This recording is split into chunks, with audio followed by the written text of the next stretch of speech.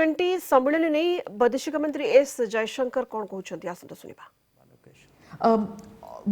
President Biden's visit, what on the bilateral level, what is going to be on the table, if you could tell us, because there's talk about nuclear reactors, visa issues coming up. What could be on the agenda? Well, we've had a very strong state visit by the Prime Minister to the United States, strong in terms of the outcomes and the results of that visit.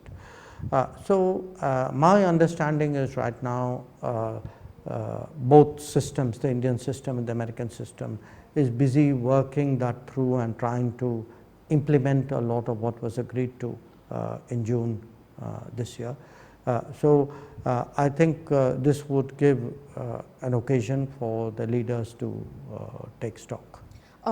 Post-COVID and post-Ukraine conflict, foreign policy analysts feel that there's this arc of cooperation and arc of alliance between Russia and China, and that influences most forums, whether it was at the BRICS, you heard about de-dollarization and stuff like that coming out.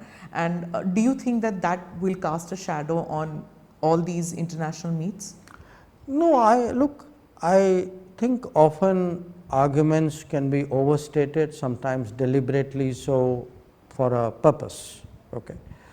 Since you refer to BRICS, let me give you the example of BRICS. We had the 5 BRICS members, a perfectly congenial, obviously a very detailed exchange about what, how to take BRICS forward, of which membership expansion was one. Even when you speak about currency, frankly, a lot of the focus was really about how to use our national currencies, which many of us want to do and are capable of doing today. We may not have been in that situation, a decade ago. I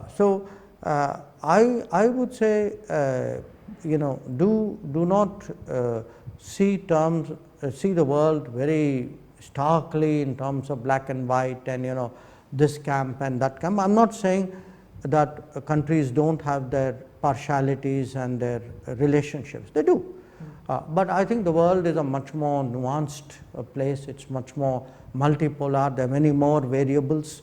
A large part, even say again in BRICS, would have been, what are the views of South Africa? What does Brazil think? How, where is India going? And then you find some kind of landing point. I mean, if you look even at last year's BRICS, I mean, there were a whole lot of countries. You can broadly call them countries in the middle, and Indonesia and India, Turkey, South Africa, Brazil, Saudi Arabia, who all had their views and did what they could really to arrive at a consensus. And I think to what do you attribute this this change? Where you saying that there is multipolarity and they're finding a voice to speak in spite, and it's not stark like what you're saying. Because I think over the last many years, especially maybe over the last decade, perhaps a little bit more, the relative economic weight of countries have changed.